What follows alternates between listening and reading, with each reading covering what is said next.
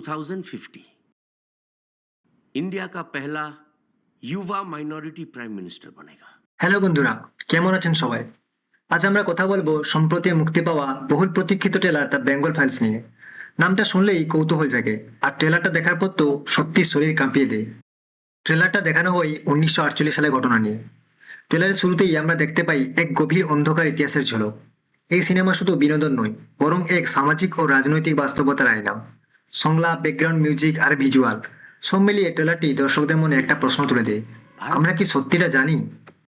অভিনেতাদের চোখের দৃষ্টি আর সংলাপের তীব্রতা দেখে বোঝা যায় সিনেমাটা একেবারেই হালকা মেজাজের নয়, বরং এটা এক কড়া বাস্তবতাকে তুলে ধরতে চাইছে, যা আমরা বাঙালি হিসেবে হয়তো এতদিন শুনিনি, বা হয়তো এর সঠিক ইতিহাসটা আমরা এখনো জেনে উঠতে পারিনি। তার পাশাপাশি ব্যাকগ্রাউন্ড মিউজিকের কথা যদি বলি, আর সিনেমাটোগ্রাফি বেশ শক্তিশালী ছিল, যা দর্শককে টেনে নিয়ে যায় এক ইতিহাসের ভেতরে। ট্রেলার দেখে মনে হলো পরিচালক ইতিহাসের এমন কিছু অধ্যায় সামনে আনতে চাইছেন যা হয়তো আমরা অনেকেই এড়িয়ে যাই।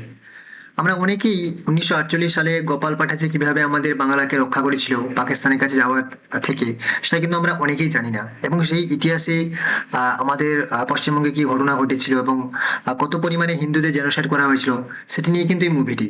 যদিও এই মুভিটা নিয়ে অনেক বিতর্ক চলছে। কালকে আমি একটা নিউজে দেখছিলাম যে ওনাদের ট্রেলার লঞ্চ করতেও দেওয়া হয়নি, এখানকার গভর্নমেন্টের তরফ থেকে কোনো সাপোর্ট দেয়নি, উল্টে এখানকার গভর্নমেন্টই ওদেরকে ডিস্টার্ব করছে, যাতে ওরা কোনোভাবেই এই মুভিটাকে ওয়েস্ট বেঙ্গলে রিলিজ করতে না পারে।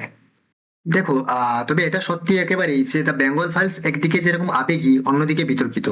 তবে সত্যিটাই সামনে আনাই এর মূল উদ্দেশ্য।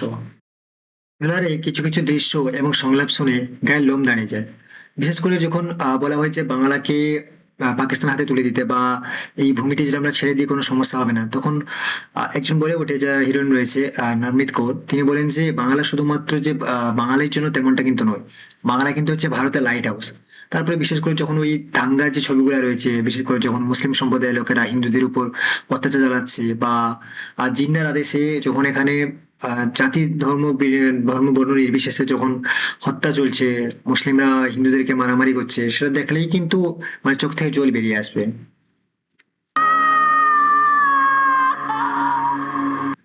সব মিলিয়ে ট্রেলারটা দর্শকদের মনে কৌতূহল আর অস্থিরতা তৈরি করেছে। সিনেমাটা রিলিজ হলে আসল প্রভাব বোঝা যাবে। তবে ট্রেলারের ঝলক দেখেই বলা যায় দ্য বেঙ্গল ফাইলস হতে চলেছে এক শক্তিশালী এবং আলোড়ন তোলা সিনেমা। जमीन का टुकड़ा नहीं इंडिया का लाइट हाउस है मगर।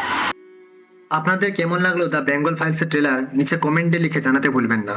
আর ভিডিও ভালো লাগলে লাইক, শেয়ার আর সাবস্ক্রাইব করতে অবশ্যই ভুলবেন না। দেখা হবে পরে কোনো ভিডিওতে। ততক্ষণ অবধি গুড বাই, জয় হিন্দ। से we the people of Bharat कौन है?